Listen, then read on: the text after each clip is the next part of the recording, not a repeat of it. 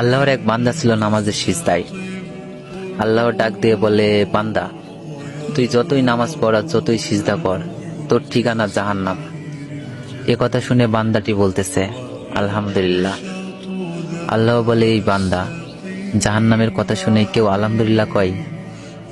বান্দা বলে, আল্লাহ, জাহান্নামের মালিকও তুমি, জান্নাতের মালিকও তুমি।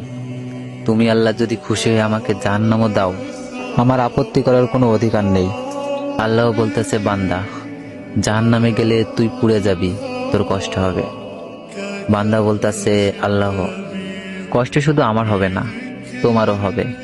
আল্লাহ বলে, বান্দা, তুই পুড়বি জাহান্নামে, আমার কষ্ট কেন হবে? বান্দা বলে, আল্লাহ, মায়ের কোলে সন্তান যদি পানিতে পড়ে যায়, তাহলে দুনিয়ার কোনো মাই যেমন দূরে দাঁড়িয়ে থাকতে পারে না, দৌড়ে গিয়ে